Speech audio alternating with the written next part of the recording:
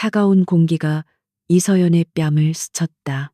새벽녘의 푸른 빛이 거대한 저택의 창문을 통해 희미하게 스며들었지만 그 빛은 그녀가 느끼는 절망의 깊이를 밝히기에는 턱없이 부족했다. 청아 그룹의 안주인 한선이 여사의 방 앞 복도에서 그녀는 무릎을 꿇은 채 몇 시간째 같은 자세를 유지하고 있었다.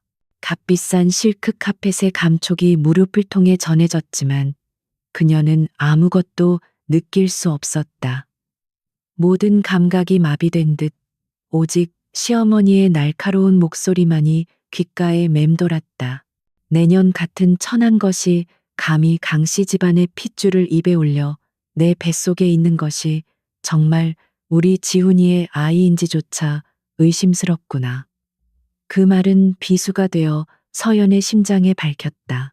결혼 생활 2년 동안 하루도 빠짐없이 들어온 모욕적인 언사였지만 오늘만큼은 그 상처가 유독 깊었다. 그녀는 조심스럽게 자신의 아랫배를 감쌌다. 이곳에 새 생명이 자라고 있다는 사실이 그녀가 이 지옥 같은 집에서 버틸 수 있는 유일한 이유였으니까. 마침내 육중한 문이 열리고 우아한 가운 차림의 한선이가 경멸적인 시선으로 그녀를 내려다보았다. 그녀의 눈빛은 마치 길가의 더러운 벌레를 보는 듯했다. 아직도 여기 있었느냐. 내 얼굴을 보는 것만으로도 아침부터 재수가 없으니 썩 꺼지거라. 한선이는 서연의 존재 자체를 부정하듯 차갑게 내뱉었다. 그녀의 손에는 아침 신문이 들려 있었고 그 일면에는 남편 강지훈과 유명 여배우의 스캔들이 대서특필되어 있었다. 서연은 떨리는 목소리로 간신히 입을 열었다. 어머님, 제발 제 이야기도 들어주세요. 지훈 씨는 저를 배신하지 않았을 거예요. 이건 분명 오해일 겁니다. 그녀의 목소리는 절박함으로 가득 차 있었지만 한선이의 귀에는 그저 변명으로 들릴 뿐이었다. 한선이는 코웃음을 치며 신문을 서연의 얼굴 앞으로 던졌다. 종이의 날카로운 모서리가 그녀의 뺨을 스쳐 희미한 상처를 남겼다. 오해, 내 아들이 저런 여자와 어울리는 것은 다 너처럼 부족한 아내를 두었기 때문이다. 넌 우리 집안에 아무런 도움이 되지 않아. 오히려 오점만 남길 뿐이지. 그녀는 서연의 간절한 눈빛을 무시한 채 돌아섰다.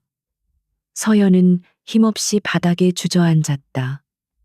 남편 강지우는 어젯밤부터 연락이 두절된 상태였다.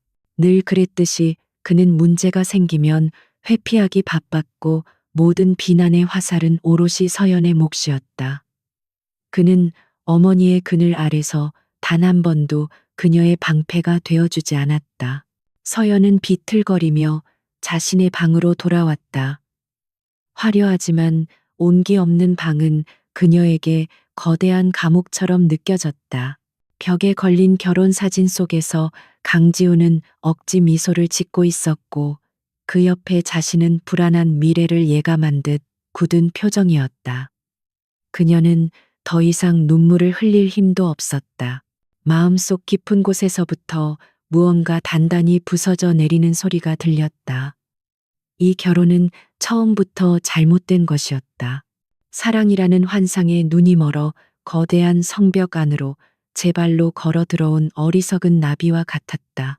그날 오후 집안의 분위기는 평소보다 더욱 살얼음판 같았다. 한선이는 집안의 모든 사용인들을 불러 모아 서연을 가운데 세웠다. 그녀의 손에는 값비싼 비취 목걸이가 들려 있었다.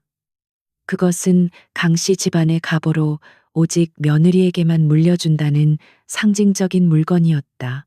하지만 서연은 결혼 후 단 한 번도 그것을 목에 걸어본 적이 없었다. 한선이는 그것을 줄 생각이 전혀 없었기 때문이다. 이 목걸이가 내 보석함에서 사라졌다. 오늘 이 집을 드나든 외부인은 없었으니 범인은 이 안에 있다는 뜻이지. 한선희의 차가운 시선이 사용인들을 하나하나 훑다가 마침내 서연에게 멈췄다.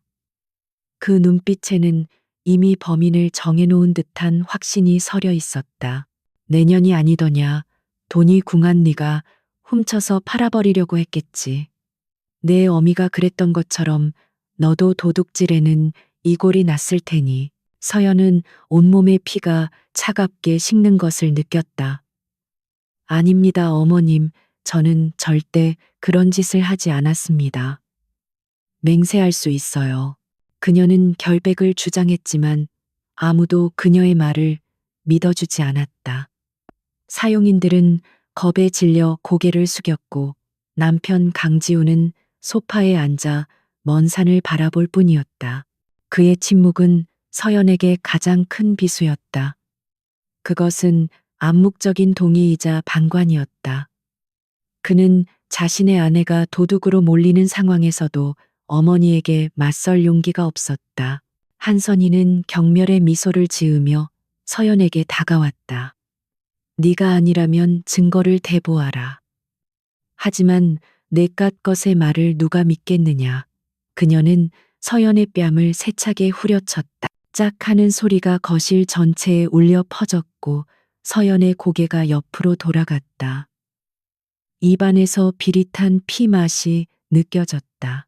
그녀는 붉게 부어오른 뺨을 감싸 쥐고 한선희를 노려보았다. 더 이상 순종적인 며느리의 모습은 없었다. 그녀의 눈에는 깊은 증오와 분노가 타오르고 있었다. 어떻게 저에게 이러실 수 있으세요? 저는 이 집안의 며느리이고 당신의 손주를 임신하고 있어요. 서연의 목소리는 분노로 떨렸다. 하지만 그 말은 오히려 한선희의 분노에 기름을 부은 격이 되었다. 한선희는 광기 어린 눈으로 그녀의 배를 노려보았다. 그 천한 뱃속의 아이가 정말 우리 핏줄일지 어찌 알겠느냐. 당장 내 집에서 썩 꺼져라. 다시는 내 눈에 띄지 마라. 그녀는 사용인들에게 소리쳤고 건장한 남자 2명이 서연의 양팔을 거칠게 붙잡았다. 서연은 필사적으로 저항했다. 이러지 마세요. 지훈 씨, 제발, 제발 나 좀 도와줘요. 그녀는 남편을 향해 애원했지만 강지훈은 끝내 그녀와 눈을 마주치지 않았다. 그의 외면은 사형 선고와도 같았다. 서연은 끌려나가면서 마지막으로 그를 보았다. 그의 얼굴에는 일말의 죄책감 대신 안도감과 무력감이 뒤섞여 있었다. 그는 이 모든 상황에서 벗어나고 싶을 뿐이었다. 차가운 밤비가 서연의 온몸을 적셨다. 그녀는 얇은 실내복 차림으로 거대한 철문 밖으로 내동댕이 쳐졌다. 빗물과 눈물이 뒤섞여 뺨을 타고 흘러내렸다. 뱃속의 아이를 보호하려는 듯 배를 감싸 안았지만 이미 온몸은 덜덜 떨리고 있었다. 굳게 닫힌 문 너머로 따뜻하고 화려한 저택의 불빛이 보였다. 그곳은 한때 그녀가 꿈꿨던 가정이 있는 곳이었지만 이제는 그녀를 삼켜버린 지옥일 뿐이었다. 서연은 비틀거리며 빗속을 걸었다. 어디로 가야 할지, 무엇을 해야 할지 아무런 생각도 나지 않았다. 머릿속은 온통 배신감과 절망으로 가득 찼다. 강지훈의 마지막 모습 한선희의 잔인한 얼굴이 번갈아 떠올랐다. 사랑이라는 이름 아래 모든 것을 바쳤던 결과가 이것이라니 그녀의 가슴 속에서 뜨거운 무언가가 치밀어 올랐다. 그것은 슬픔을 넘어선 분노였고 모든 것을 파괴하고 싶은 복수심이었다. 한참을 걷던 그녀의 다리에서 힘이 풀렸다. 차가운 아스팔트 바닥에 쓰러지면서 그녀의 시야가 점점 흐려졌다. 아랫배에서 느껴지는 극심한 통증과 함께 다리 사이로 따뜻한 액체가 흘러내리는 것이 느껴졌다. 서연은 공포에 휩싸였다. 안 돼. 아가야 제발. 그녀는 마지막 남은 힘을 다해 배를 감싸 안으며 의식을 잃어갔다. 멀리서 다가오는 자동차의 헤드라이트 불빛이 그녀의 창백한 얼굴을 비추는 것을 마지막으로 세상은 완전한 어둠에 잠겼다. 의식이 서서히 돌아왔을 때 이서연의 코끝을 찌른 것은 차가운 빗물의 냄새가 아닌 낯선 소독약 냄새였다. 그녀는 천천히 눈을 떴다. 눈에 들어온 것은 새하얀 천장이었다. 몸을 일으키려 했지만 온몸이 천근만근 무거웠고 아랫배에서 희미한 통증이 느껴졌다. 고개를 돌리자 이곳이 병실이라는 것을 알 수 있었다. 그것도 아주 고급스러운 1인실이었다. 창밖으로는 따스한 햇살이 쏟아져 들어오고 있었고 간밤의 폭풍우는 마치 거짓말처럼 멎어 있었다. 정신이 드십니까, 아가씨? 중후하고 부드러운 목소리가 들려왔다. 서연이 소리가 나는 쪽으로 고개를 돌리자 머리가 희끗희끗한 노신사가 침대 옆 의자에 정중하게 앉아 있었다. 그는 완벽하게 다려진 집사복을 입고 있었고 그의 얼굴에는 걱정과 안도가 뒤섞인 표정이 떠올라 있었다. 그의 깊은 눈매와 온화한 인상은 서연의 경계심을 조금이나마 누그러뜨렸다. 서연은 마른 입술을 겨우 열어 물었다. 누구세요? 여긴 어디죠? 그녀의 목소리는 심하게 갈라져 나왔다. 노신사는 따뜻한 물이 담긴 컵을 조심스럽게 그녀에게 건넸다. 저는 최 기사라고 합니다. 그리고 이곳은 서울중앙의료원입니다. 어젯밤 길에 쓰러져 계신 아가씨를 제가 발견하고 이곳으로 모셨습니다. 그의 말은 간결했지만 서연의 머릿속은 혼란으로 가득 찼다. 어젯밤의 끔찍한 기억들이 파편처럼 떠올랐다. 그 순간 서연의 얼굴이 새하얗게 질렸다. 그녀는 미친 듯이 자신의 배를 더듬었다. 뱃속에서 느껴졌던 작은 생명의 온기가 사라진 것 같았다. 내 아기는요. 그녀의 눈에서 공포와 절망이 넘실거렸다. 최 기사는 비통한 표정으로 고개를 숙였다. 그의 침묵은 그 어떤 말보다 더 잔인한 대답이었다. 의사 선생님께서 최선을 다하셨지만 유감스럽게도 아니야, 아닐 거야. 서연은 절규하며 침대에서 일어나려 했다. 하지만 최 기사가 그녀의 어깨를 부드럽게 눌렀다. 아가씨 지금은 안정을 취하셔야 합니다. 몸을 더 상하게 하시면 안 됩니다. 그의 목소리에는 깊은 연민이 담겨 있었다. 서연은 그의 손을 뿌리치지도 못하고 어린아이처럼 소리내어 울기 시작했다. 그녀를 지탱해주던 마지막 희망의 끈이 끊어져 버린 순간이었다. 그 아이는 지옥 같은 강씨 집안에서 그녀가 살아갈 유일한 이유였고 그녀의 모든 것이었다. 한참을 울어 지친 서연이 간신히 흐느낌을 멈췄을 때 최 기사는 조용히 손수건을 건넸다. 그리고 그는 아주 오랫동안 망설였던 이야기를 꺼내기 시작했다. 아가씨, 제가 아가씨를 찾아 헤맨 지 어느덧 20년이 훌쩍 넘었습니다. 서연은 붉게 충혈된 눈으로 그를 바라보았다. 슬픔에 잠겨 있던 그녀는 그의 말을 이해할 수 없었다. 저를 찾으셨다고요. 잘못 보신 겁니다. 저는 최 기사는 그녀의 말을 막지 않고 조용히 그녀를 바라보다가 품 안에서 낡은 사진 한 장을 꺼냈다. 사진은 세월의 흔적으로 빛이 발해 있었지만 그 속의 인물들은 선명하게 알아볼 수 있었다. 젊은 부부가 어린 여자아이를 안고 행복하게 웃고 있는 사진이었다. 이 아이가 바로 아가씨입니다. 최 기사의 목소리가 떨렸다. 서연은 사진을 받아들었다. 사진 속 아이의 팔에는 그녀의 팔에 있는 것과 똑같은 작은 별 모양의 붉은 반점이 있었다. 25년 전 SJ그룹의 외동 따님이셨던 이수진님과 사위분이셨던 김민주님께서 불의의 교통사고로 돌아가셨습니다. 그리고 그 사고 현장에서 당시 3살이었던 아가씨께서 실종되셨습니다. 최 기사의 눈시울이 붉어졌다. 회장님께서는 지난 25년간 단 하루도 아가씨를 찾는 것을 포기하지 않으셨습니다. 저는 회장님의 명을 받아 평생을 아가씨를 찾아다녔습니다. 서연은 숨을 쉴 수 없었다. SJ그룹이라면 청아그룹의 유일한 라이벌이자 대한민국 재계를 양분하는 거대 기업이 아니던가. 자신이 그 집안에 잃어버린 손녀라니 이것은 현실이 아닌 끔찍한 악몽의 연장선일 뿐이라고 생각했다. 거짓말, 그럴 리가 없어요.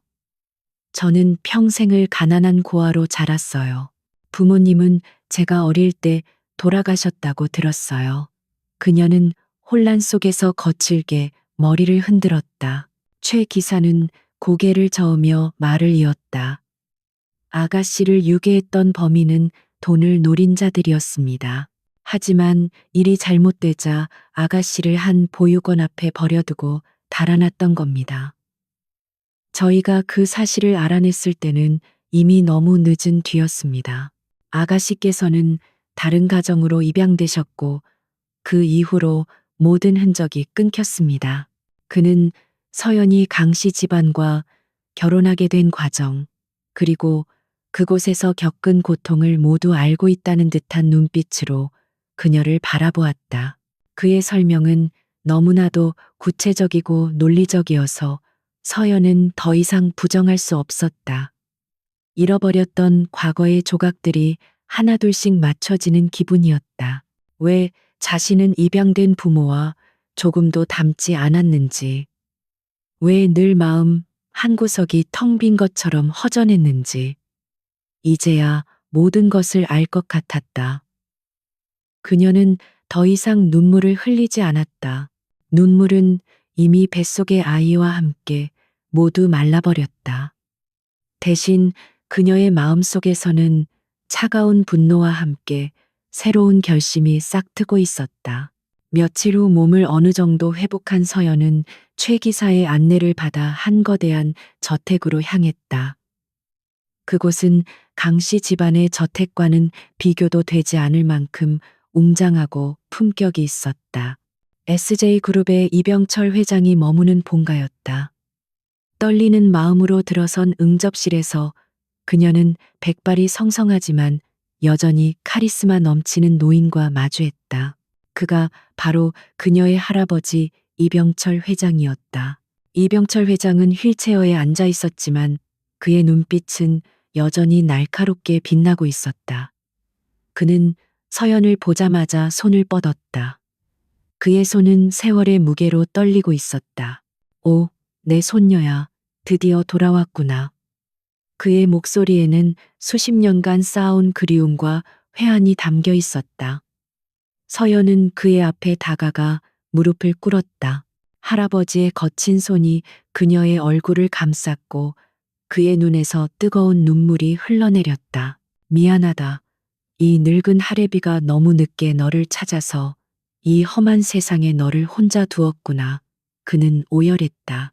재계의 거목이라 불리는 냉철한 기업가의 모습은 온데간데 없었다. 오직 하나뿐인 손녀를 잃어버리고 평생을 죄책감 속에서 살아온 한 노인의 모습만이 남아 있었다. 그 진심 어린 눈물 앞에서 서연의 마지막 남은 응어리마저 녹아내렸다.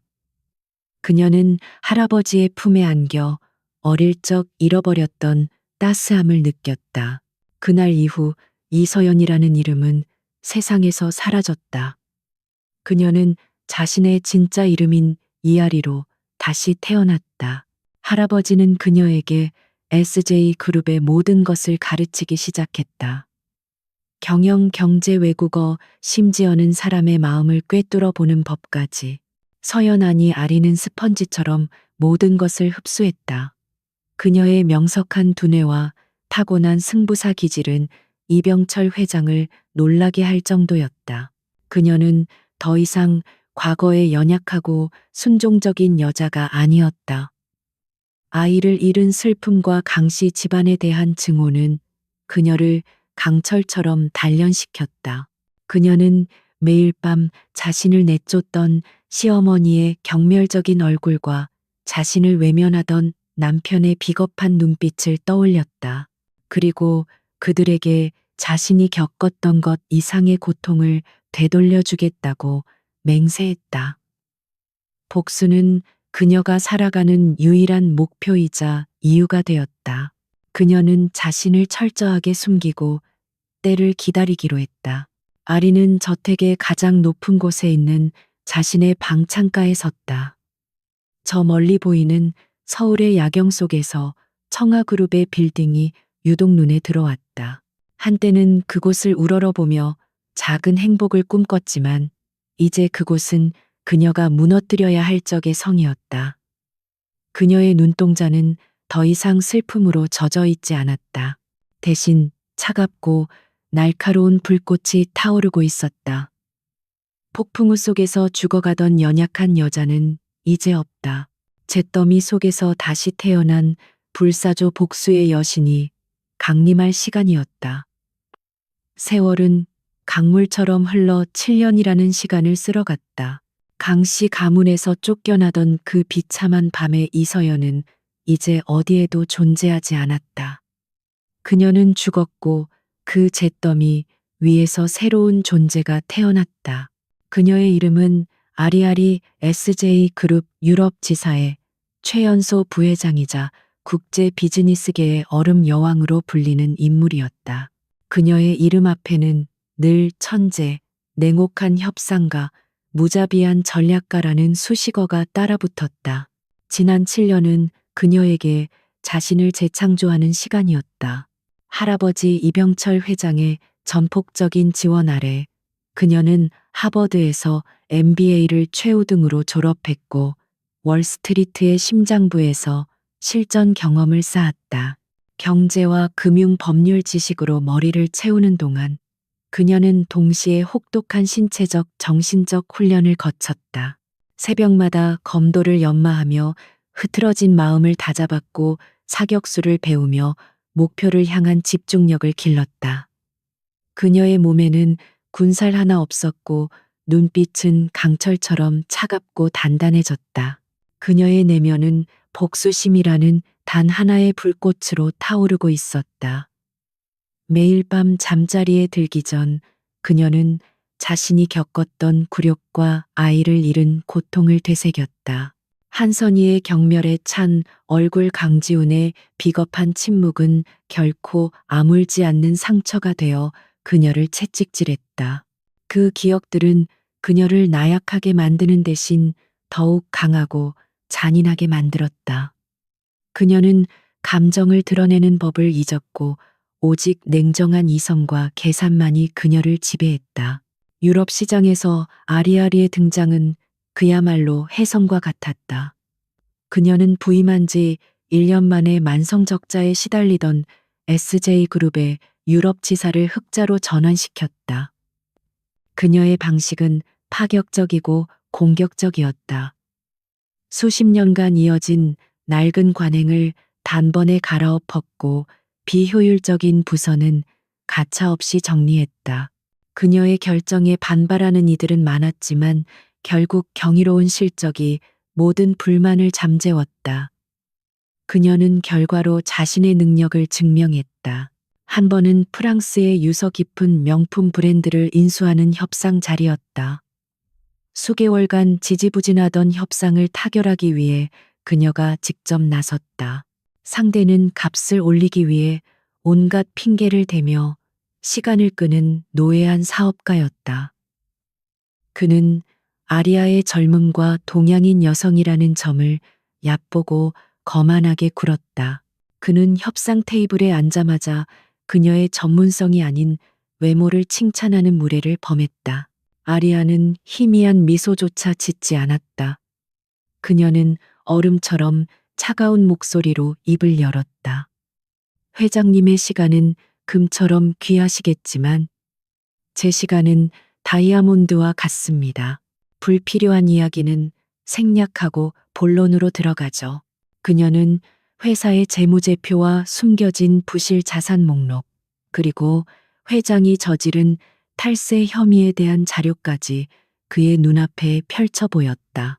그것은 SJ의 막강한 정보력을 통해 비밀리에 수집한 정보였다. 프랑스인 사업가의 얼굴은 하얗게 질렸다. 그는 더 이상 거만하게 굴 수 없었다. 아리아는 그에게 두 가지 선택지를 제시했다. SJ가 처음 제안했던 합리적인 가격에 회사를 넘기거나 아니면 이 모든 자료가 내일 아침 언론과 국세청에 동시에 전달되는 것을 지켜보거나. 그녀의 목소리에는 일말의 망설임도 없었다. 결국 그는 굴복했고 협상은 30분 만에 아리아의 완벽한 승리로 끝났다. 이것이 바로 아리아리의 방식이었다. 그녀는 SJ그룹을 성장시키는 동시에 자신의 진짜 목표를 위한 준비를 차근차근 진행했다. SJ그룹의 강력한 정보망을 이용하여 청아그룹의 모든 것을 파헤쳤다. 강씨 일가의 재산 형성 과정, 그들이 저지른 불법과 비리, 그리고 그들의 약점까지. 지난 7년간 그녀의 비밀 금고에는 청아그룹을 한 번에 무너뜨릴 수 있는 치명적인 증거들이 산더미처럼 쌓여갔다. 그것은 그녀가 7년간 공들여 갈아온 복수의 칼날이었다. 이병철 회장은 그런 손녀의 모습을 자랑스러워하면서도 한편으로는 안타깝게 여겼다. 그는 아리아에게 평범한 행복을 찾아주길 바랐지만 그녀의 마음속에 자리 잡은 깊은 상처와 증오를 누구보다 잘 알고 있었다. 그는 손녀의 복수를 막지 않았다.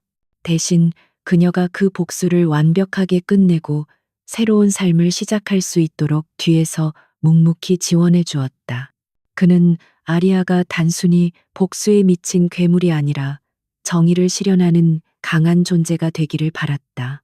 어느 날 저녁 아리아는 스위스에 있는 자신의 저택 서재에서 거대한 세계 지도를 바라보고 있었다.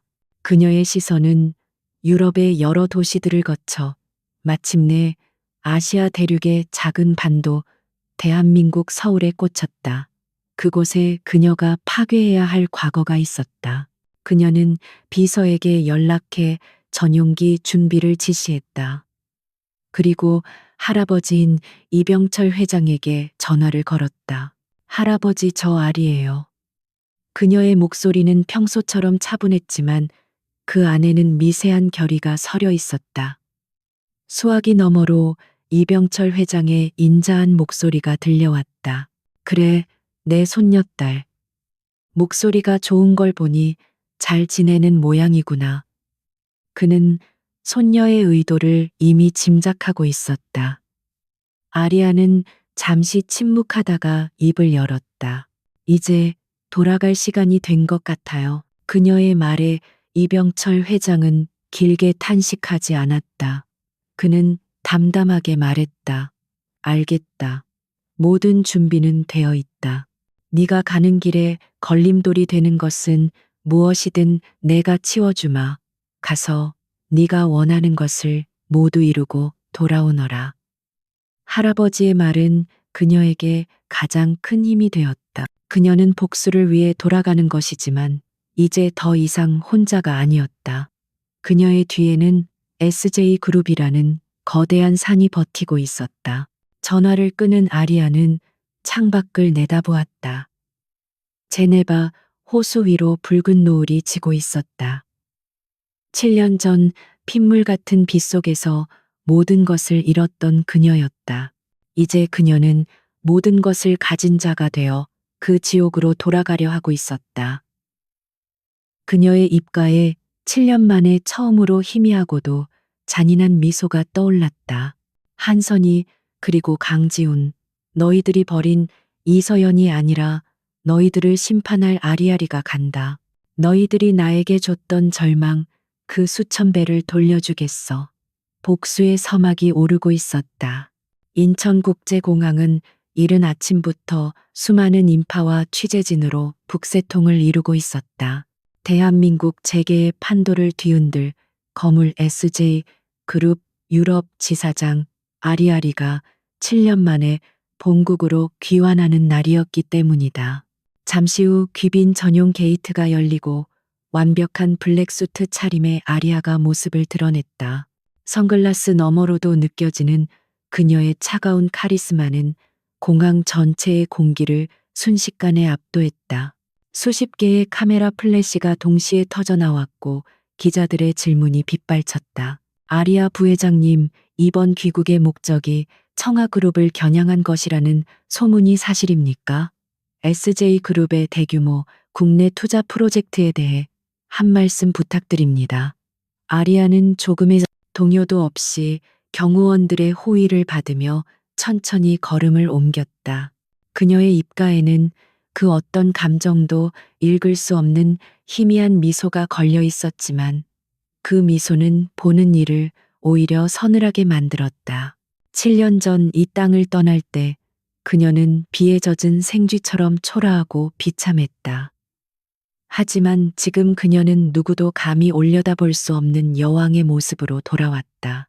공항을 빠져나와 대기하고 있던 검은색 세단에 올라타자마자 그녀의 얼굴에서 미소가 사라졌다. 그녀는 차창 밖으로 빠르게 스쳐 지나가는 익숙한 풍경들을 무감각하게 바라보았다. 이 도시는 그녀에게 환희가 아닌 고통의 기억만을 안겨준 곳이었다. 그녀의 귀국은 단순한 귀환이 아니었다. 그것은 전쟁 선포였다. 바로 다음 날 SJ그룹은 대한민국 역사상 최대 규모의 투자 프로젝트인 네오 서울 프로젝트를 공식 발표했다. 낙후된 구도심 지역을 매입하여 최첨단 기술과 친환경 시스템이 결합된 미래형 스마트 도시를 건설한다는 거대한 계획이었다. 프로젝트 총괄 책임자는 물론 아리알이었다. 재계는 그야말로 발칵 뒤집혔다. 이 소식은 청아그룹의 심장부를 그대로 강타했다. 네오 서울 프로젝트의 부진은 청아그룹이 차기 성장 동력으로 삼고 비밀리에 추진하던 대규모 재개발 사업 부지와 정확히 겹쳤기 때문이다. 이것은 우연이 아니었다. 아리아가 지난 몇 년간 청아그룹의 내부 정보를 이용해 철저하게 계획한 정교하게 조준된 공격이었다. 청아그룹은 시작부터 치명적인 일격을 맞은 셈이었다. 청아그룹 회장실 한선희는 격노하며 손에 들고 있던 신문을 구겨 던졌다. 감히 어떤 년이 내 앞마당에 불을 지르려는 게야. 아리아리 들어본 적도 없는 이름인데. 그녀의 날카로운 목소리가 넓은 사무실을 울렸다. 그녀는 여전히 오만했지만 얼굴에는 숨길 수 없는 불안감이 서려 있었다. SJ그룹이라는 이름이 주는 무게감은 그녀조차 무시할 수 없는 것이었다. 그녀의 아들 강지우는 착잡한 표정으로 창밖을 바라보고 있었다. 7년의 세월은 그에게서 젊은 시절의 패기를 앗아가고 무력감과 권태에 젖은 중년의 그림자를 드리웠다. 그는 어머니의 성화에 못 이겨 정략 결혼을 했지만 결혼 생활은 불행했다. 마음 한구석에는 늘 이서연이라는 이름의 상처가 희미하게 남아 있었다. 그는 그녀를 버렸다는 죄책감보다는 자신의 인생을 스스로 선택하지 못했다는 자괴감에 더 시달렸다. 어머니 상대는 SJ그룹의 후계자입니다. 단순하게 생각할 문제가 아닙니다. 강지훈이 나직하게 말했다. 그는 신문 일면을 장식한 아리아리의 사진을 내려다보았다. 흠잡을 데 없는 미모와 얼음처럼 차가운 눈빛. 사진만으로도 그녀가 보통 내기가 아님을 직감할 수 있었다. 그런데 이상하게도 그는 그녀에게서 알 수 없는 익숙함을 느꼈다. 마치 아주 오래전부터 알고 지낸 사람처럼 한선희는 코웃음을 쳤다. SJ의 손녀면 뭐 어쨌다는 거냐. 저렇게 젊고 경험 없는 계집애가 뭘 알겠어. 분명 그 늙은 여우 이병철 회장이 뒤에서 조종하고 있는 거겠지. 그녀는 아리아의 능력을 폄하하면서도 한편으로는 그녀가 가진 배경과 힘에 대한 질투심을 감추지 못했다. 그녀는 평생을 돈과 권력을 쫓아왔기에 태어날 때부터 모든 것을 가진 아리아 같은 존재를 본능적으로 시기했다. 그날 저녁 강씨 일가는 저녁 식사 자리에서도 아리아리에 대한 이야기뿐이었다. TV 경제 뉴스에서는 온통 그녀의 귀환과 네오 서울 프로젝트에 대한 분석을 쏟아내고 있었다. 화면에 클로즈업된 아리아는 유창한 영어와 프랑스어로 자신의 비전을 막힘없이 설명하고 있었다. 그녀의 목소리는 부드러우면서도 강한 설득력을 지니고 있었다.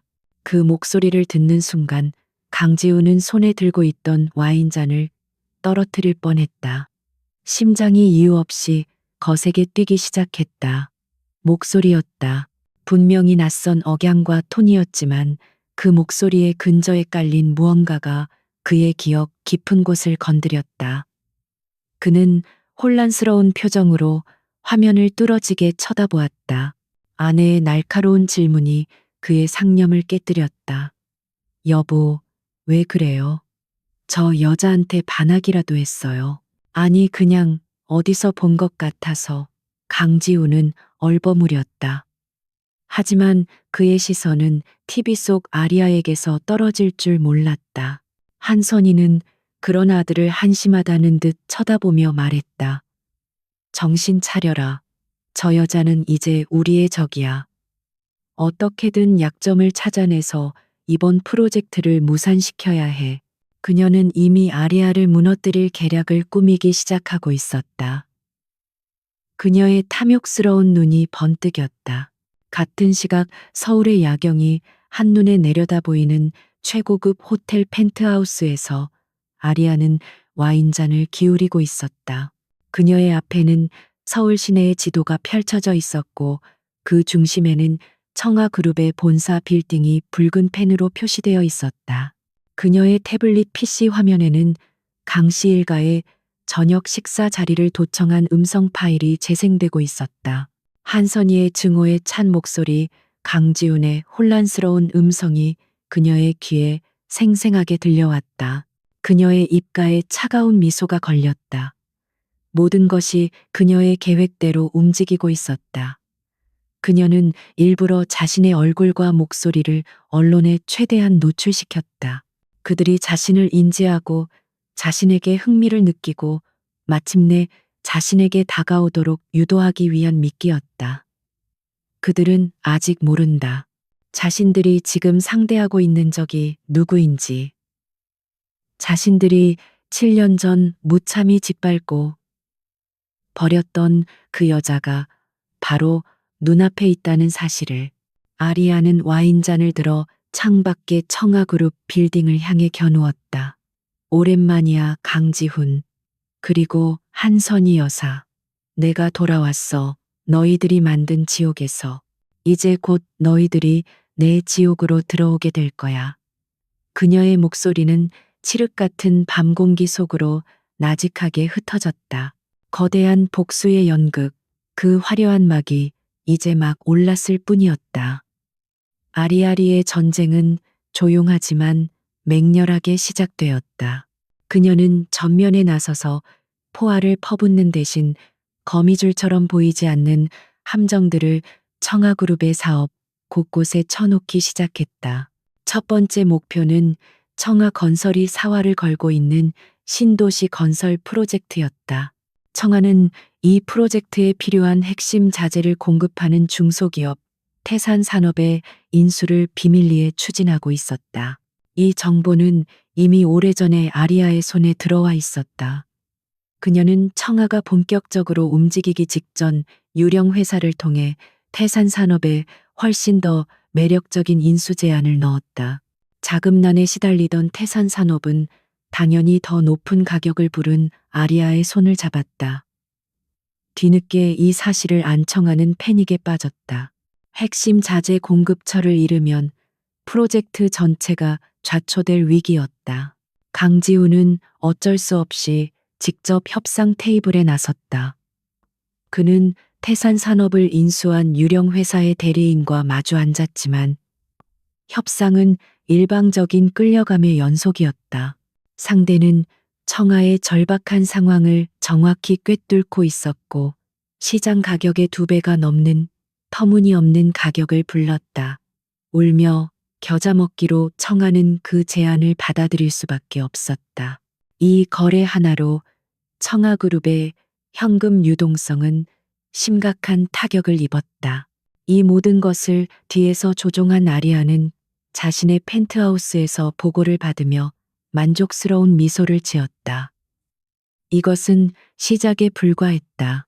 그녀는 청아그룹이라는 거대한 나무의 뿌리를 갉아먹는 독충처럼 그들의 자금줄을 서서히 그리고 고통스럽게 조여나갈 계획이었다. 그녀의 복수는 뜨거운 분노가 아닌 차가운 계산에 기반한 예술과도 같았다. 다음 단계는 내부의 조력자를 확보하는 것이었다. 아리아는 SJ의 정보팀을 통해 청아그룹 내부의 불만을 품은 인물들의 명단을 확보했다. 그중 그녀의 눈에 띈 인물은 재무팀의 윤상호 부장이었다. 그는 뛰어난 실력에도 불구하고 한선희에게 밉보여 번번이 승진해서 누락된 인물이었다. 그는 한선희의 비자금을 관리하는 더러운 일을 도맡아 하면서도 언제나 헌신짝처럼 버려질 위기에 처해 있었다. 어느 날 밤 윤 부장은 퇴근길에 낯선 남자로부터 작은 봉투를 건네받았다. 봉투 안에는 고급 호텔 바의 키카드와 함께 당신의 가치를 알아주는 사람이라는 짧은 메모가 들어 있었다. 며칠간의 고민 끝에 그는 마침내 약속 장소로 향했다. 그곳에서 그를 기다리고 있던 것은 아리아리가 아닌 최 기사였다. 최 기사는 어떤 위협이나 강요도 하지 않았다. 그는 단지 윤 부장의 능력과 그가 처한 부당한 현실에 대해 이야기하며 깊은 공감을 표했다. 그리고 마지막으로 스위스 은행의 비밀 계좌번호와 새로운 신분을 보장하는 서류를 넌지시 테이블 위에 올려놓았다. 선택은 부장님께 달렸습니다. 썩어가는 배와 함께 침몰할 것인지 아니면 새로운 기회를 잡을 것인지 말입니다. 최 기사의 제안은 거부할 수 없는 유혹이었다. 결국 윤 부장은 마음을 정했다.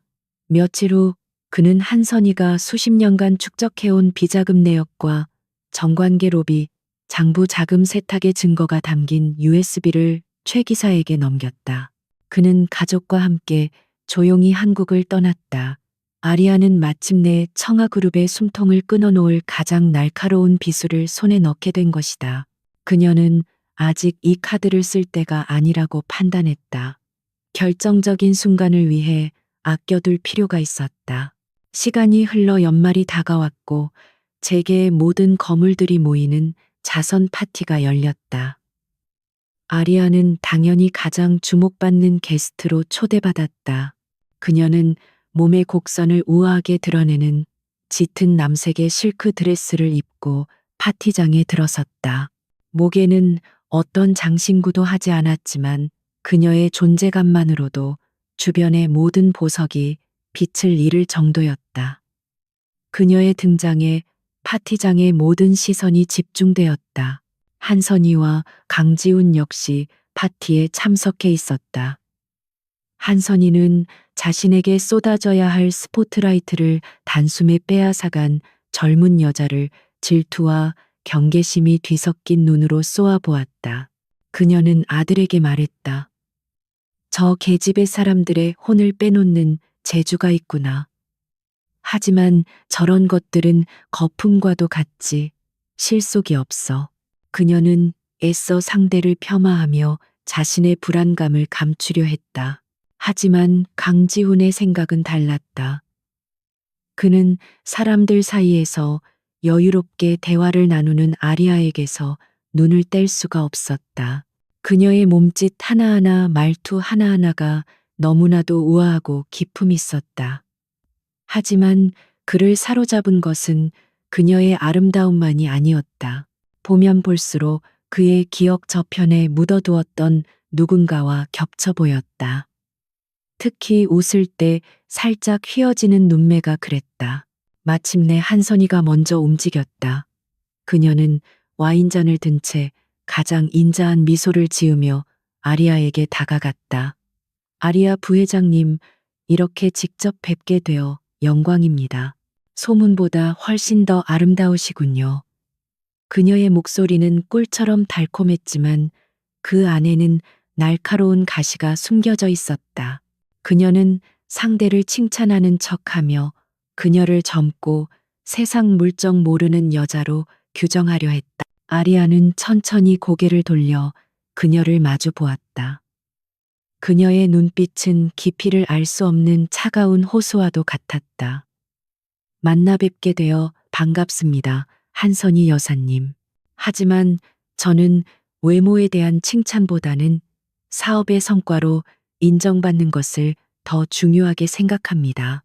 청아그룹처럼 겉으로 보이는 화려함보다는 내실을 다지는 것이 기업의 본질이 아니겠습니까? 그녀의 말은 정중했지만 최근 자금난에 시달리는 청아의 약점을 정확히 찌르는 비수였다. 한선희의 얼굴 근육이 미세하게 굳어졌다. 이 어린 여자가 생각보다 훨씬 더 날카롭다는 것을 깨달았다. 그때 뒤에 서 있던 강지훈이 앞으로 나섰다. 그는 홀린 듯한 눈으로 아리아를 바라보며 말했다. 실례가 안 된다면 저희 혹시 전에 만난 적이 있습니까? 왠지 모르게 낯이 익어서 말입니다. 그의 목소리에는 그 자신도 모르는 간절함이 묻어나왔다. 그 순간 아리아의 눈빛이 얼음장처럼 차갑게 변했다. 그녀는 강지훈을 위아래로 천천히 훑어보았다. 마치 길가의 돌멩이를 보는 듯한 무심한 시선이었다. 그리고 그녀는 작게 코웃음을 쳤다. 글쎄요, 저는 기억에 없는 일입니다만 대한민국에서 저를 알고 싶어 하는 분들이 워낙 많아서 아마 그런 분들 중 한 명과 저를 착각하신 모양이군요. 그녀의 말은 완벽한 거절이자 무시였다. 그녀는 더 이상 그들에게 눈길도 주지 않고 몸을 돌려 다른 손님에게로 향했. 그 자리에는 모욕감으로 얼굴이 붉어진 한선희와 심장이 텅 비어버린 듯한 충격에 휩싸인 강지훈만이 덩그러니 남았다.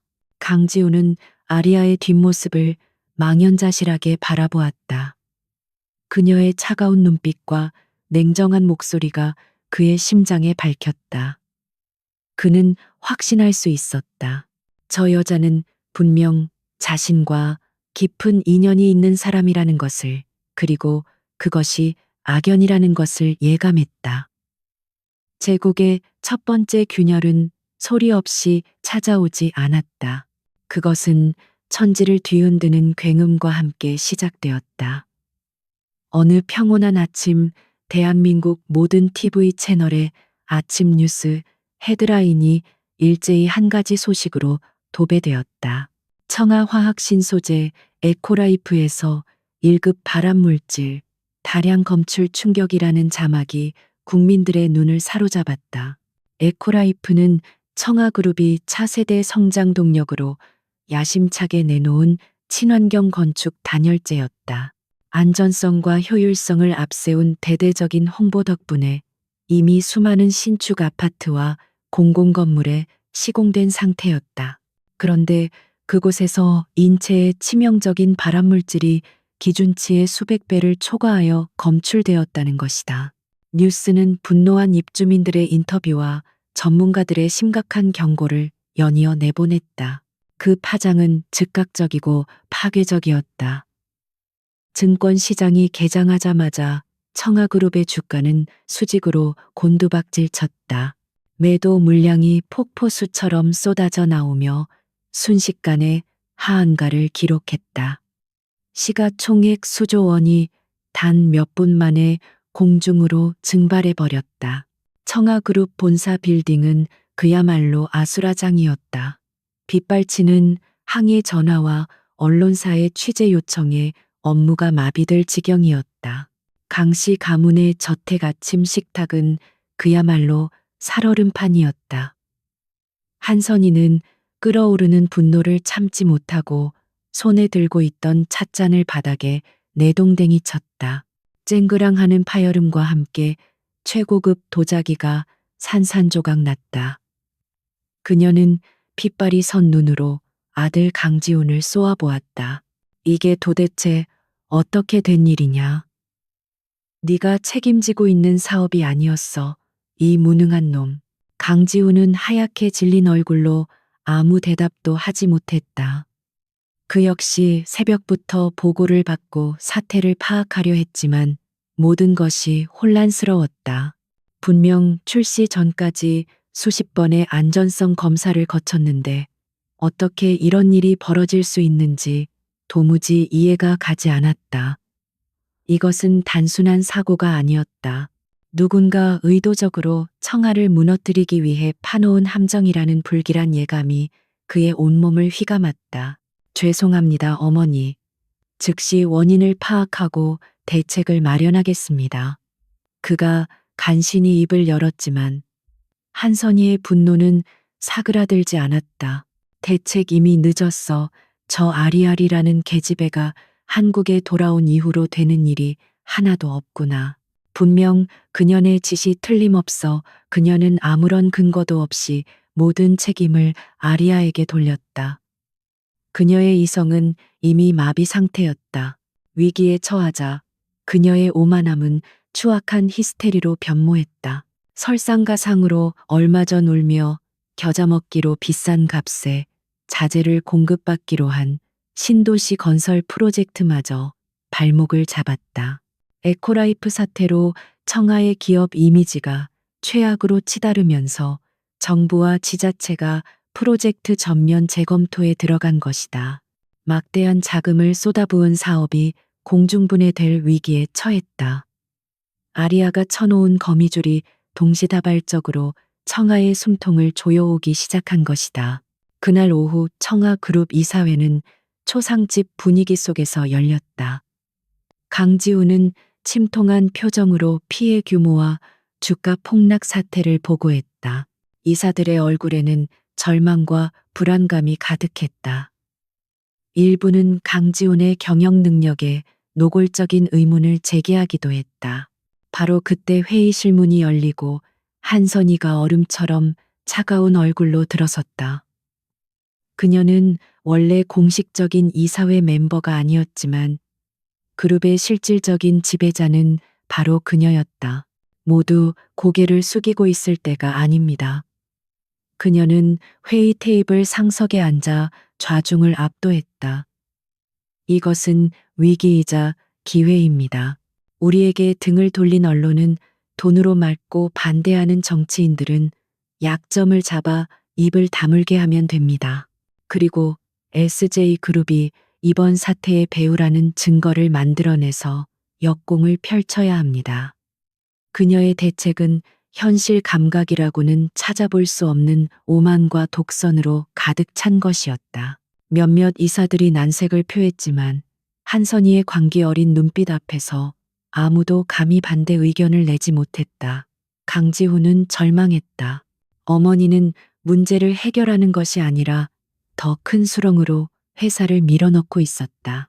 제국을 건설한 것은 그녀였을지 몰라도 이제 그 제국을 무너뜨리는 것 또한 그녀 자신이었다.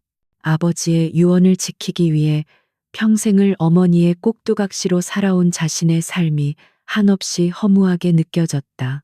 같은 시각 서울의 스카이라인이 파노라마처럼 펼쳐지는 아리아의 펜트하우스는 폭풍의 눈처럼 고요했다. 그녀는 소파에 앉아 태블릿 PC로 청아그룹의 주가 그래프를 무심하게 내려다보고 있었다.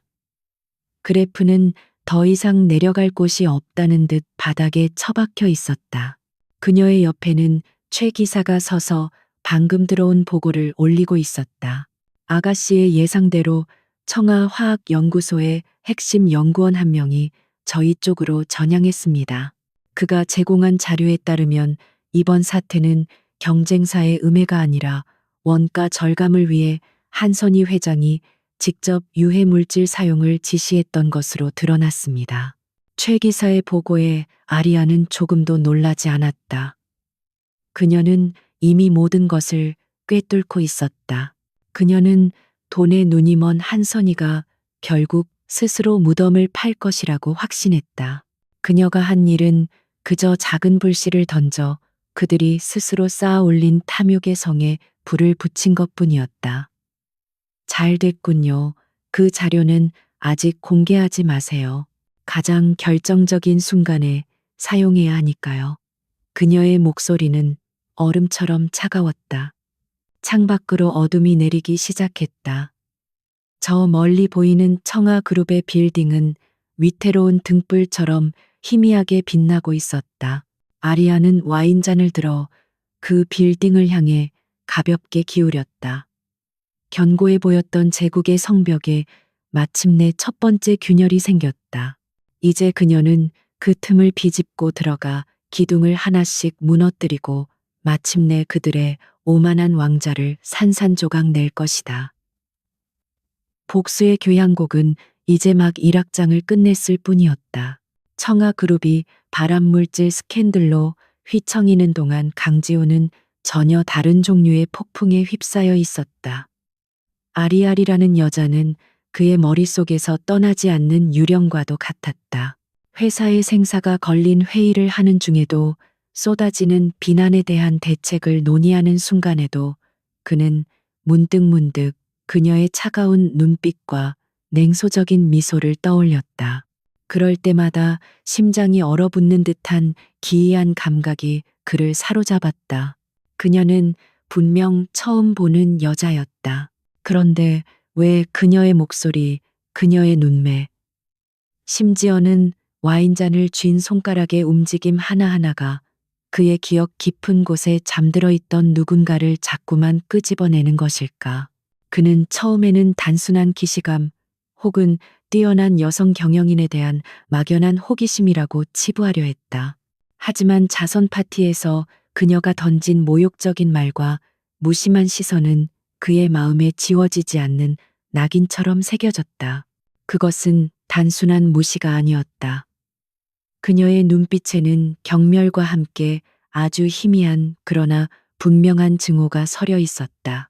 마치 아주 오래전부터 그를 알고 있었고 그에게 깊은 원한을 품고 있는 사람처럼. 이 비합리적인 생각은 꼬리에 꼬리를 물고 그의 이성을 잠식해 들어갔다. 그는 마침내 더 이상 이 의문을 무시할 수 없다는 결론에 이르렀다. 그는 아리아리의 과거를 파헤쳐 보기로 결심했다.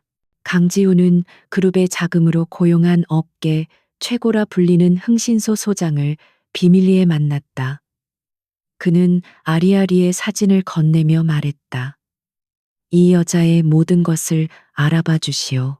출생부터 학력, 경력, 주변 인물까지 사소한 것 하나도 놓치지 말고. 흥신소 소장은 자신만만한 표정으로 고개를 끄덕였다. 그에게 불가능한 의뢰란 없어 보였다. 하지만 며칠 뒤 그는 난생 처음으로 당혹스러운 표정을 지으며 강지훈을 다시 찾아왔다. 죄송합니다. 의뢰인, 이 여자는 유령 같습니다. 그의 보고는 충격적이었다. 아리아리의 공식적인 이력은 하버드 MBA 졸업 후 월스트리트에서 경력을 시작해 SJ그룹 유럽 지사장으로 스카우트된 것으로 되어 있었다. 하지만 그 이전의 기록, 즉 그녀의 어린 시절이나 가족 관계에 대한 정보는 그 어디에도 존재하지 않았다. 마치 7년 전 어느 날 갑자기 세상에 나타난 사람 같았다. 모든 정보가 완벽하게 차단되어 있습니다. SJ그룹의 정보보안팀이 국가정보기관 수준으로 움직이는 것 같습니다. 저희가 조금이라도 접근하려고 하면 귀신같이 알고 모든 경로를 막아버립니다. 흥신소 소장은 식은땀을 흘렸다. 그의 말은 강지훈의 의심에 더욱 불을 지폈다. 평범한 재벌 3세라면 과거를 이렇게까지 필사적으로 숨길 이유가 없었다. 그녀에게는 분명 감추고 싶은 비밀이 있는 것이다. 강지훈이 자신의 과거라는 유령에 사로잡혀 허우적대는 동안 아리아는 다음 공격을 위한 활시위를 당기고 있었다. 청아그룹이 에코라이프 사태를 수습하기 위해 막대한 자금을 쏟아붓고 있을 때 그녀는 윤상호 부장에게서 넘겨받은 비장의 카드를 꺼내들었다. 한선희의 수십 년 묵은 비자금 장부. 이제 그 추악한 판도라의 상자를 열 시간이 되었다. 아리아는 이 정보를 언론에 직접 터뜨리지 않았다. 그런 방식은 너무 노골적이고 SJ그룹이 배우라는 의심을 사기 쉬웠다. 대신 그녀는 더 교묘하고 치명적인 방법을 선택했다. 그녀는 최 기사를 통해 대한민국에서 가장 집요하고 정의감 넘치기로 유명한 탐사보도 전문 기자 김진우에게 익명의 제보를 했다. 제보는 아주 간단한 이메일 한 통이었다. 대한민국의 암적인 존재 청아그룹의 비자금 파일을 첨부합니다. 당신의 팬이 정의를 바로 세워주길 바랍니다. 김진우 기자는 처음에는 반신반의했다. 하지만 첨부된 파일을 열어본 순간 그는 온몸에 전율을 느꼈다. 그것은 단순한 비자금 장부가 아니었다. 지난 20년간 청아그룹이 어떻게 정재계를 돈으로 주물러 왔는지 그 검은 거래의 역사가 고스란히 담긴 판도라의 상자였다. 그는 이것이 자신의 기자 인생을 건 거대한 특종임을 직감했다. 며칠간의 철저한 검증을 거친 후 김진우 기자의 탐사보도 프로그램은 긴급 편성되었다. 방송이 시작되자마 CJ 대한민국은 또다시 충격에 휩싸였다. 방송은 청아그룹, 특히 한선희 회장이 어떻게 회사 돈을 빼돌려 비자금을 조성하고 그 돈으로 장관급 인사들과 국회의원들을 매수해왔는지를 상세하게 폭로했다. 구체적인 액수와 로비 대상의 실명까지 거론되었다. 에코라이프 사태가 기업의 도덕성에 대한 문제였다면 이번 비자금 스캔들은 대한민국의 법치주의 근간을 뒤흔드는 범죄였다. 여론은 들끓었고 분노한 시민들의 목소리가 청와대 게시판을 도배했다. 결국 검찰은 더 이상 좌시할 수 없었다. 대검찰청은 즉시 특별수사팀을 꾸려 청아그룹 본사에 대한 대대적인 압수수색을 지시했다. 한선희는 순식간에 국민기업가에서 파렴치한 범죄자로 전락했다. 아리아는 자신의 펜트하우스에서 이 모든 상황을 TV 생중계로 지켜보고 있었다. 화면 속에서 수십 명의 검찰 수사관들이 청아그룹 본사 로비로 들이닥치는 모습이 보였다. 직원들은 공포에 질려 어쩔 줄 몰라 했고 로비는 순식간에 아수라장으로 변했다. 아리아의 입가에는 그 어떤 미소도 떠오르지 않았다. 그녀의 눈은 오직 차갑게 타오를 뿐이었다. 복수의 두 번째 막이 올랐을 뿐이었다. 강지우는 압수수색 소식을 듣고 망연자실했다. 그는 어머니의 사무실로 달려갔다. 평생을 철옹성처럼 군림하던 한선희는 창백하게 질린 얼굴로 소파에 멍하니 앉아 있었다.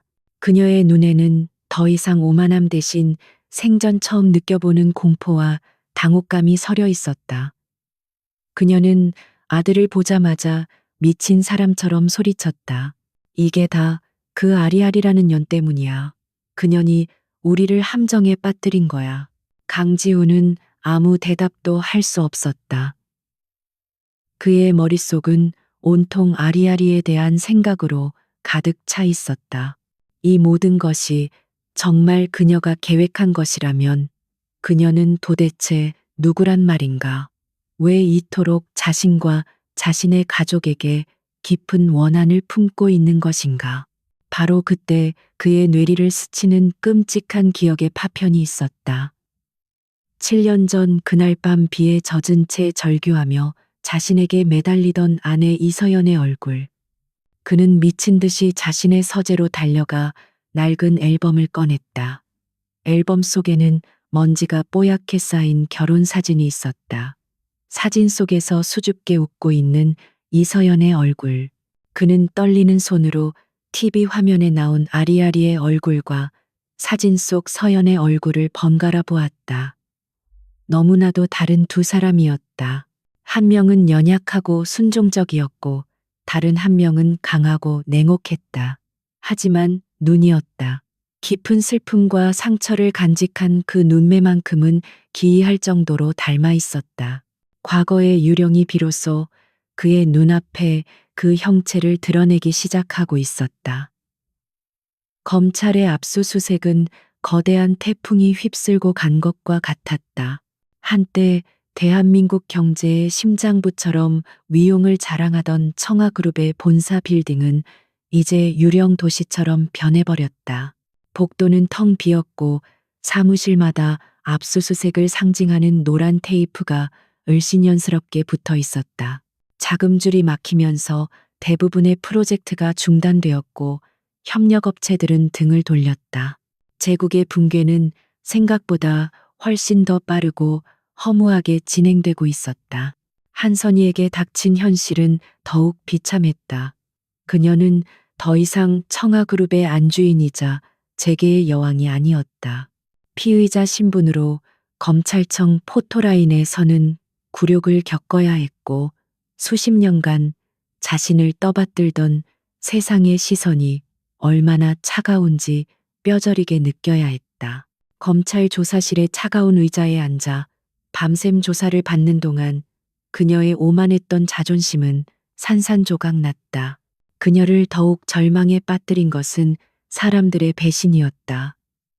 어제까지 간이라도 빼줄 것처럼 굴던 정재계 인사들은 이제 그녀의 전화를 받지 않았다. 평생을 VVIP로 대접받던 백화점과 호텔에서는 그녀를 외면했다. 돈과 권력으로 쌓아 올린 그녀의 세계는 신기루처럼 사라져버렸다. 그녀는 좁은 조사실 안에서 홀로 고립되었다. 이제 그녀에게 남은 것은 부서진 자존심과 끝을 알 수 없는 공포뿐이었다.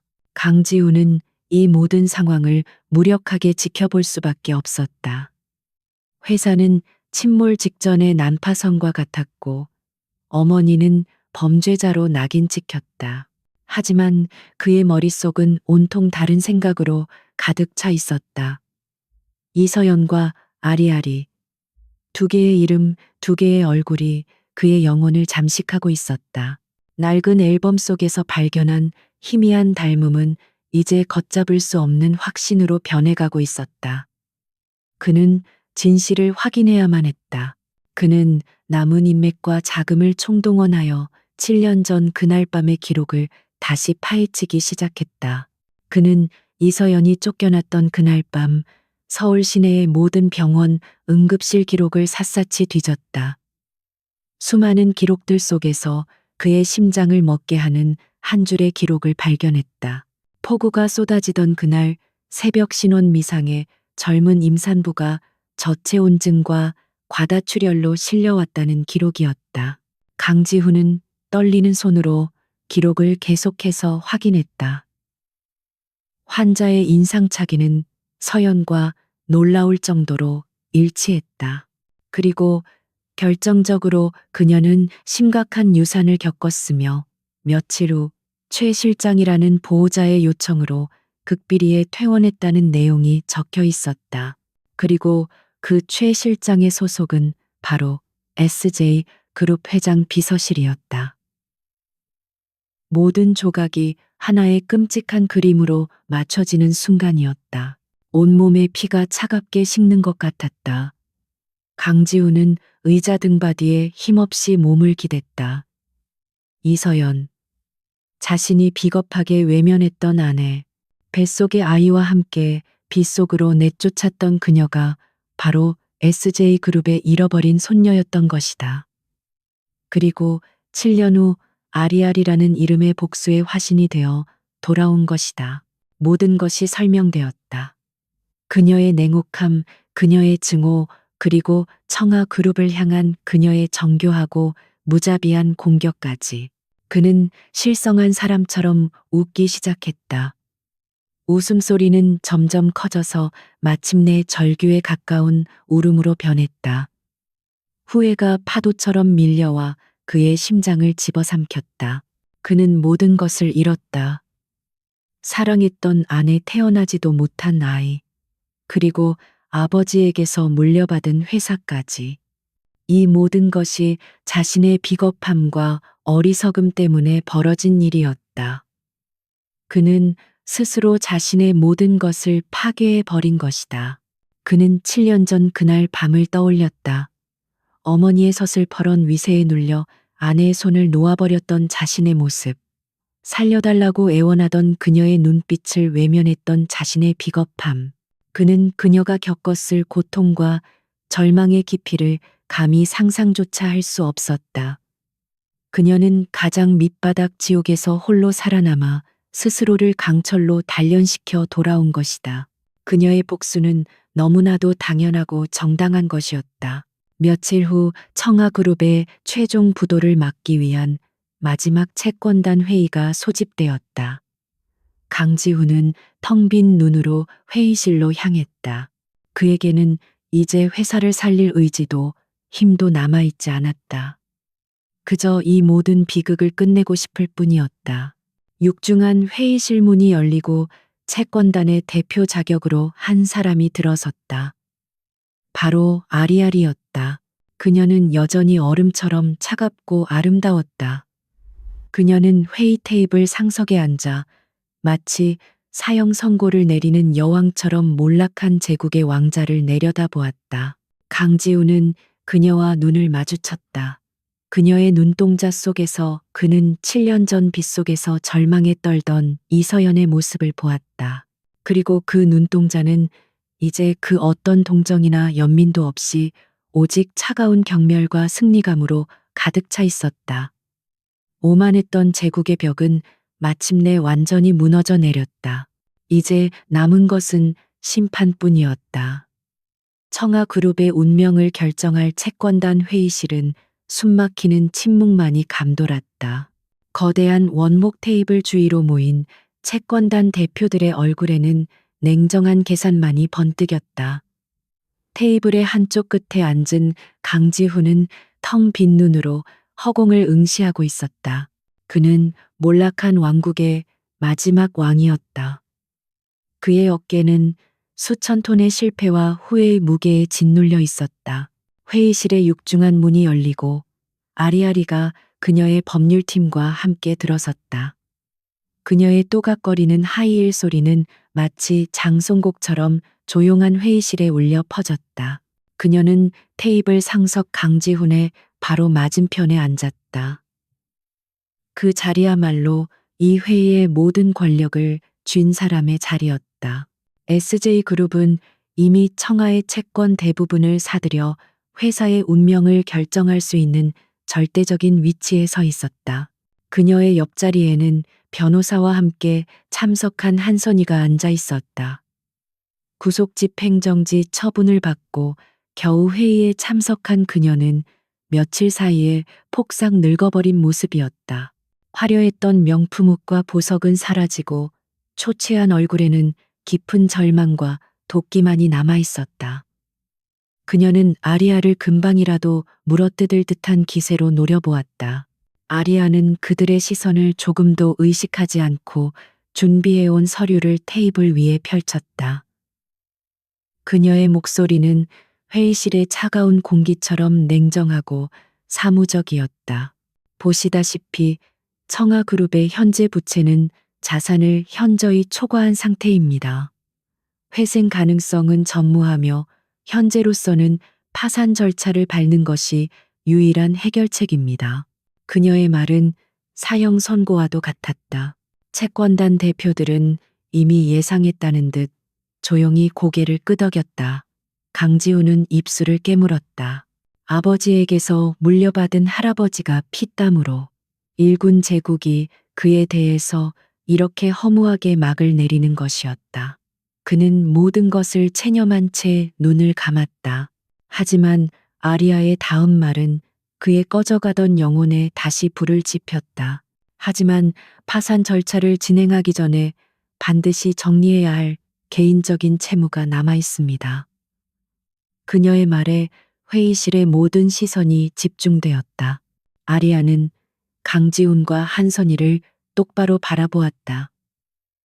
그녀의 눈빛은 더 이상 비즈니스 파트너의 눈빛이 아니었다. 그곳에는 7년간 묵혀온 깊은 원한과 분노가 이글거리고 있었다.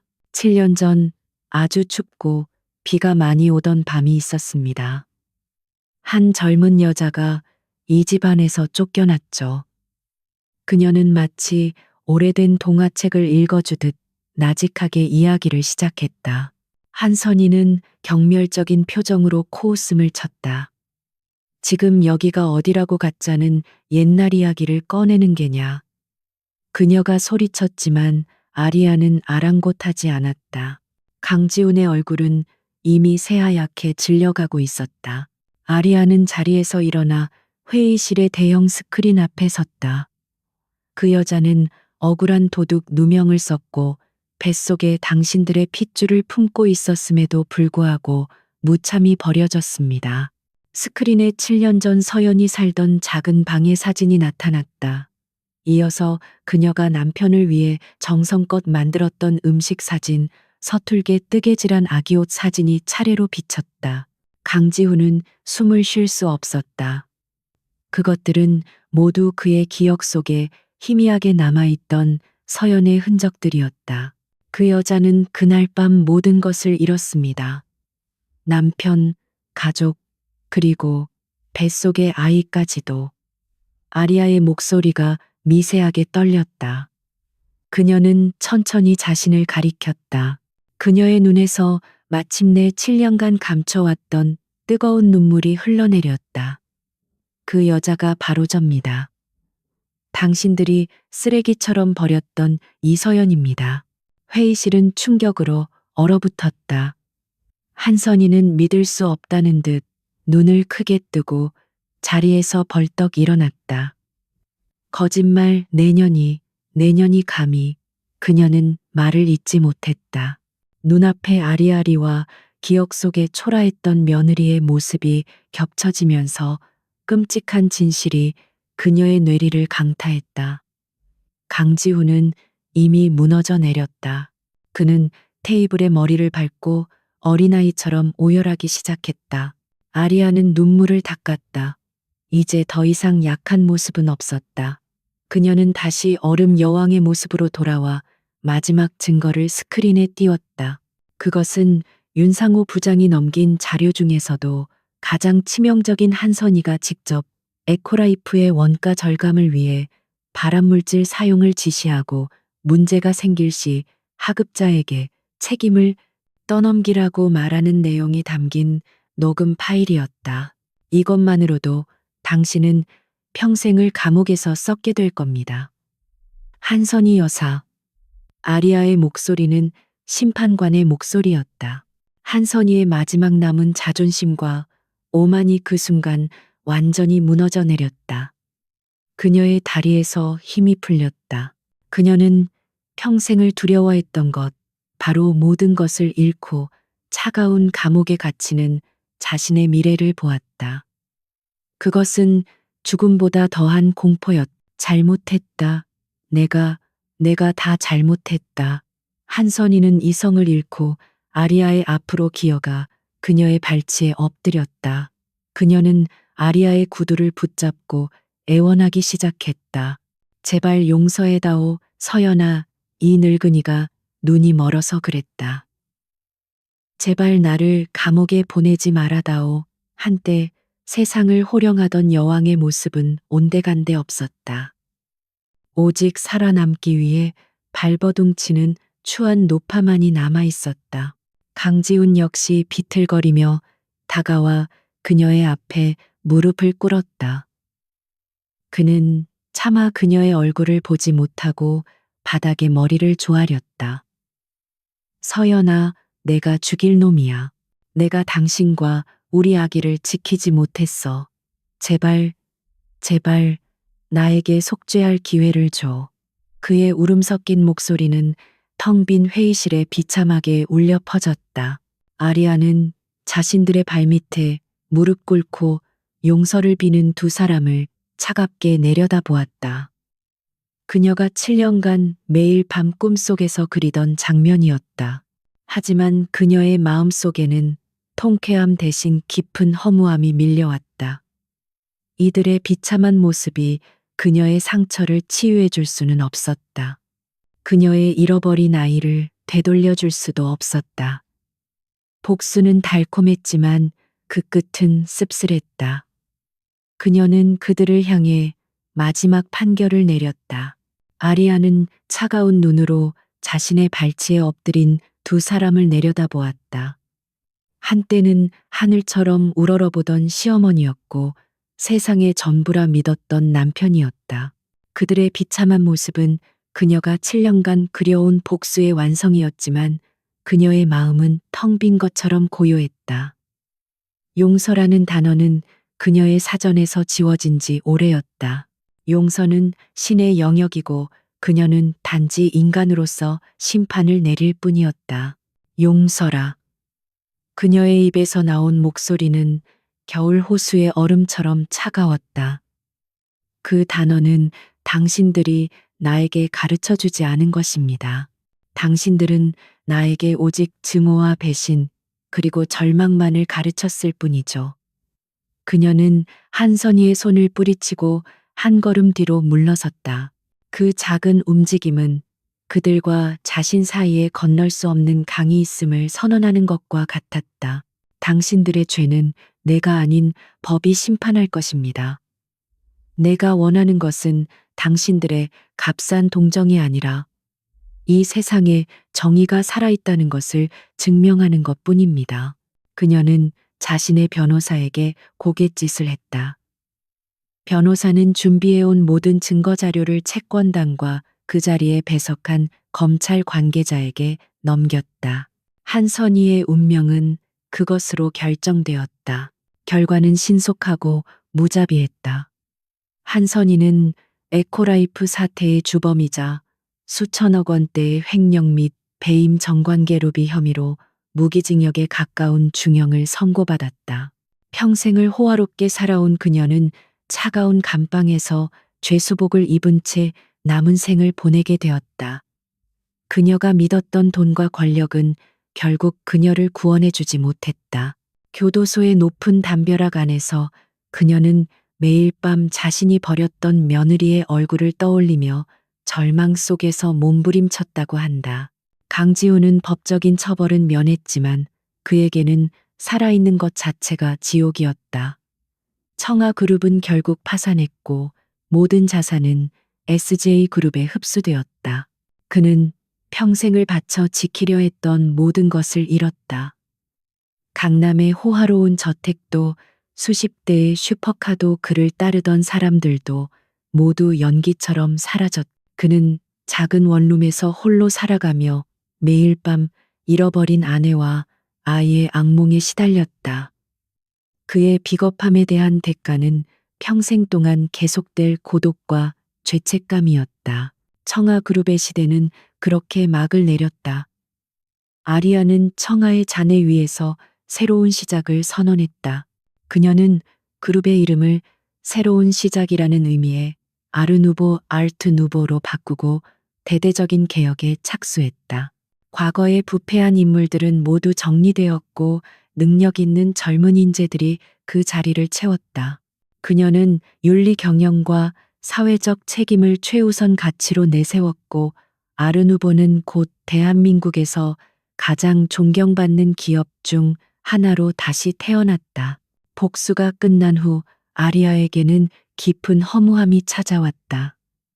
목표를 향해 달려온 7년의 세월이 끝나자 그녀는 어디로 가야 할지 길을 잃은 기분이었다. 그녀를 지탱해주던 증오라는 기둥이 사라지자 그 자리에 아이를 잃은 슬픔이라는 거대한 구멍이 다시 모습을 드러냈다. 그녀는 며칠 동안 펜트하우스에서 한 발짝도 나가지 않고 잃어버린 아이를 그리워하며 눈물로 밤을 지새웠다. 그러던 어느 날 최 기사가 그녀에게 작은 상자 하나를 건넸다. 그 안에는 그녀가 7년 전 쫓겨나던 날 입고 있던 낡고해진 옷가지와 서툴게 떴던 아기 신발 한 짝이 들어 있었다. 최 기사가 그날 밤 그녀를 구출하며 몰래 챙겨두었던 것이었다. 아리아는 작은 아기 신발을 손에 들고 하염없이 눈물을 흘렸다. 그것은 그녀가 아이의 엄마였다는 유일한 증거였다. 그날 밤 그녀는 꿈을 꾸었다. 꿈속에서 그녀는 따스한 햇살이 내리쬐는 아름다운 정원을 걷고 있었다. 저 멀리서 한 작은 아이가 그녀를 향해 달려오고 있었다. 아이는 그녀의 품에 안기며 환하게 웃었다.